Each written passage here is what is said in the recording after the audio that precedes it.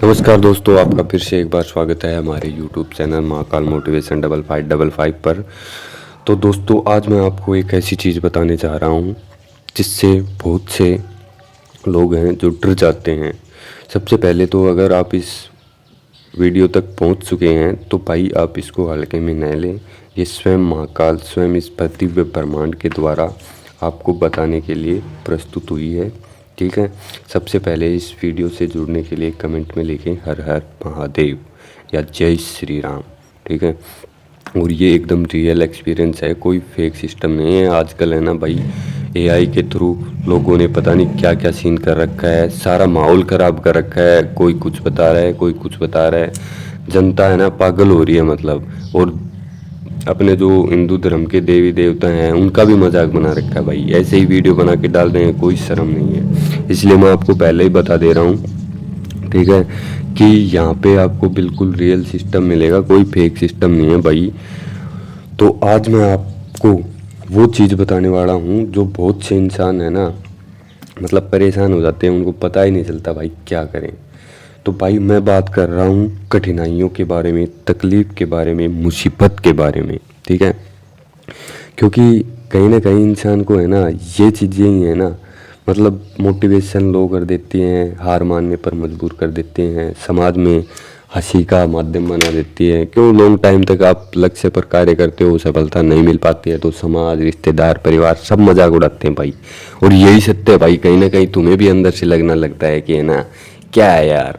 लेकिन भाई एक बात याद रखना, अगर तुम बार बार फेल हो रहे हो और बहुत समय लग रहा है ना, तो ये मान लो तुम उतनी ही ऊंचाई पर जाने वाले हो जितना समय तुमने अपनी कठिनाइयों में, परिस्थितियों में गुजार रहे हो ना, उतनी ही ऊपर ऊंचाई पर जाने वाले हो।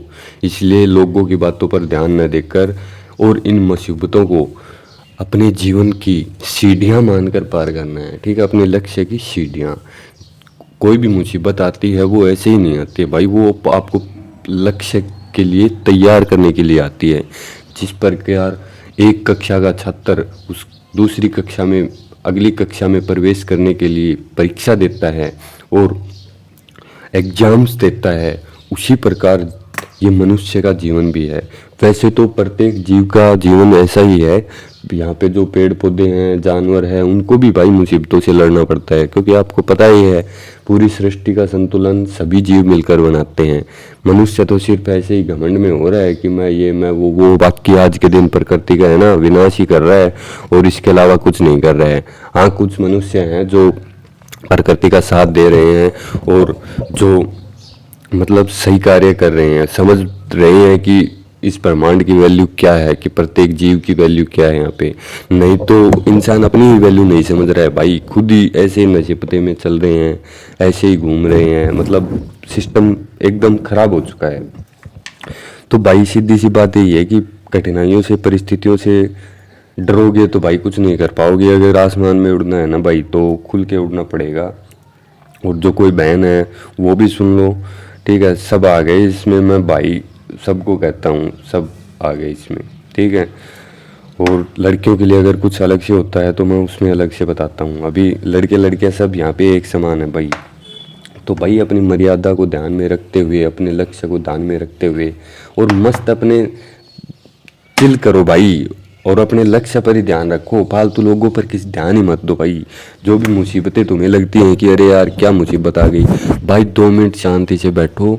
ठीक है, कोई अच्छा मतलब आध्यात्मिक पर्सन होगा तो उसे वैसे ही समझ में आ जाएगा। और अगर कोई बेचारा अध्यात्म से दूर है, जिसको पता नहीं है कि भगवान क्या सीन है यहाँ पे ब्रह्मांड का, भोलेनाथ का, माता का, बालाजी महाराज का, श्री राम का, तो भाई आप एक पेपर ले, एक पेन ले, ठीक है, और लिखो उसमें कि तुम कौन हो, तुम्हें क्या करना है और क्या कर रहे हो और इसके लिए क्या करना चाहिए। तो सीधा सा नियम यही है भाई, कठिनाइयों को है ना अपॉर्चुनिटी की तरह देखो, क्योंकि जितनी ज़्यादा कठिनाइयाँ आपके सामने आ रही है उतना ही आपका लक्ष्य का जो रास्ता है वो साफ होता जा रहा है। और यही नियम है भाई, इसके अलावा आप चाहे कुछ भी कर लेना, आप अपने लक्ष्य तक नहीं पहुंच पाओगे, क्योंकि वही लक्ष्य मनुष्य को स्वीकार करता है जो उसके लायक हो जाता है पहले। ठीक है, और लायक होने के लिए जैसे कक्षा में छात्र परीक्षा देता है, वैसे ही आपको भी जीवन में परीक्षाएं देनी ही पड़ेंगी। तो ठीक है दोस्तों, वीडियो पसंद आए या ना आए लेकिन कमेंट में हर हर महादेव अवश्य लिखें, ठीक है, जय श्री राम लिखें। और पसंद आए तो लोगों को शेयर करें ताकि वो भी अपने जीवन को सरल व आसान बना सकें और सबका अच्छा हो सके, ठीक है। और भाई मिलते हैं अगली वीडियो में आपके सामने एक नई सीख के साथ, और ऐसे ही बने रहिए महादेव की छत्र छाया में। हर हर महादेव, जय भवानी, धन्यवाद।